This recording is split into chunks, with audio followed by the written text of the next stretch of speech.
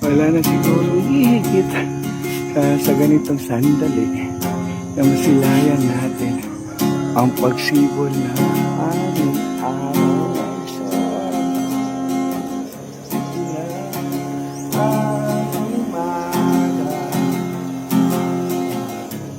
ay sarap pagmasdan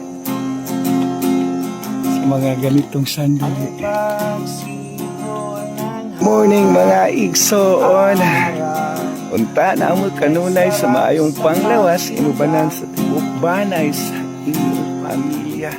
Buntag na po sa inyong mga igsoon ug atoan na pong saksihan ang pagsibol ng haring araw na wala na yatang hihigit pa nito. Yung masilayan natin ang pagsibol ng ating haring araw na likha ng ating buong may kapal. So karon mangumpay na po mga igsoon. Kini mo ni ato ang agi kagahapon adlaw kay magpakupras ng pugudta igsoon karong February 16. So kailangan na nato hinduan ang atong mga punuan sa lubi. So mao ni among strategy. Ay strategy ni Papang tamnan og kumpay nabuhi mi og baka. Tunguna pa niya nga strategy hantod karon nga kami karoon og buot ni Otol. Gusto na ako sa buwan nga kaming Otol tong nagatagan dahil niya high school pa mi tag-isa kagatasan na baka.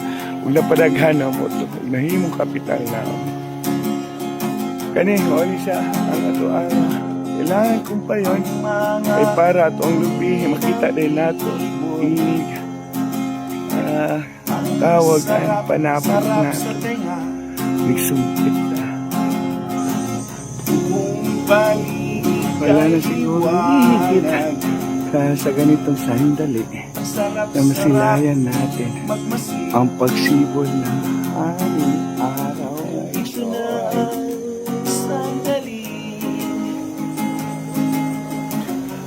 nakaantay natin ang pagdamping sa mga ganitong sandali ng araw ay walang makakahigit. Oh, it is life ang laging nasa sambit. Salamat aming Ama. Niluan na po nato ni tama abot ang gandang ligaw na panungkit